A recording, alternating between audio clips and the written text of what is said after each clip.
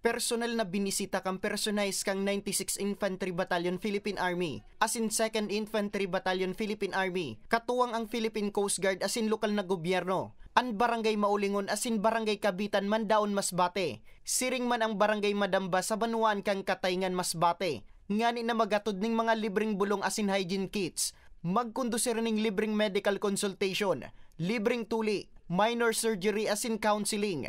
Sigun sa tagapagtaram kang 9th Infantry Division Philippine Army na si Captain Frank Roldan, parte ang aktibidad sa pagsikad man kang sendang taon-taon na serbisyong medikal, urog na para sa mga Bicolanong nangangaipo, lalo na itong mga barangay na limitadong maabot ng tabang medikal.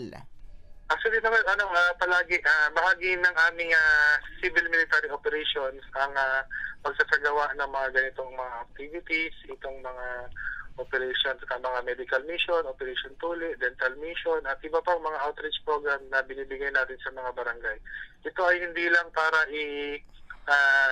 i-promote yung image ng organization, bagkus para makatulong talaga doon sa komunidad, kabahagi yung ilan nating mga partners na kapareho rin natin ng mga adhikain. Apwera sa medical mission, nakisumaro man ang Philippine Army sa bloodletting activity na pigkondusir sa Barangay Panisian, Uson, Masbate kang nakaaging simana, na pigpanginotan kang Philippine Red Cross Masbate Chapter. Sigun kay Roldan, baka usa na sa pagsusog sa mga kriminal ang saindang trabaho, kundi parte man kan saindang misyon na mapagian ang buhay kang kapwang nangangaipo. Yes, sa atin pong mga kababayan, hindi lang po dyan sa Masbate, ang inyong 9th Infantry Division po ay patuloy po na magbibigay ng ganitong mga uri ng mga services, lalo na po doon sa mga liblib na lugar na talaga nangangailangan naman ng mga ganitong mga serbisyo.